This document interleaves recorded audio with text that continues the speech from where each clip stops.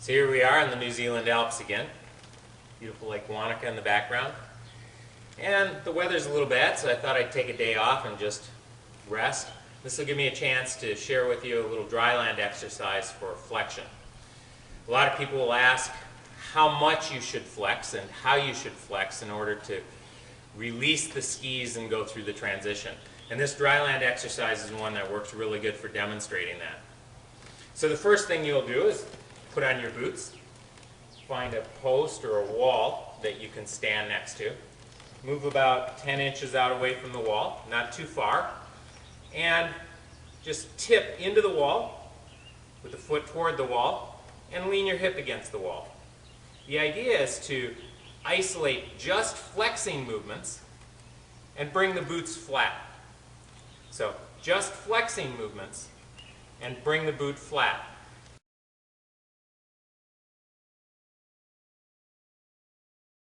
What you want to avoid is any sort of pushing with the hip, pushing with the shoulder, or sudden leaning to the outside in order to get off the wall. Isolate just the flexing movements, especially flexion in the old stance leg, or the one that will be the leg in the direction of the new turn.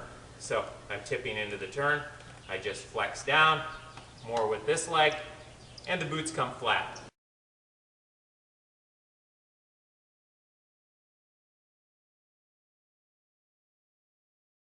Once you can do that fairly narrow to the wall, move your boots out a little bit. Just keep moving out and challenging yourself to see how far you have to go down in order to flatten the boots to the ground. So release by flexing.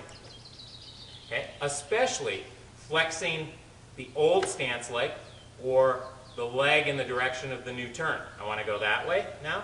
So to release the old edges, I flex down especially with this leg, the old stance leg.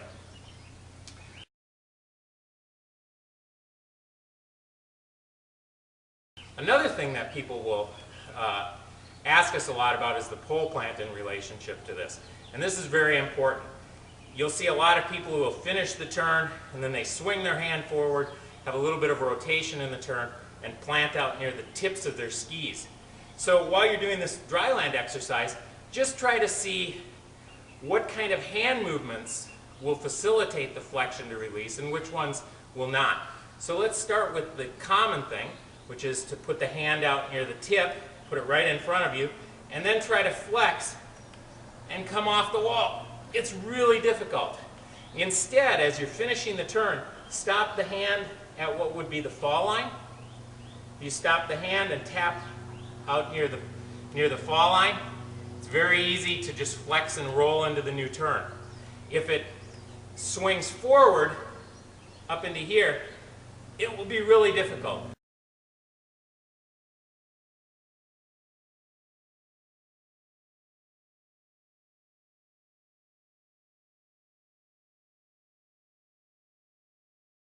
Just play with this a little bit at home before you hit the slopes and isolate the flexing movements and also play with the hands to see what sort of hand position on your pole plant will work and which ones won't work.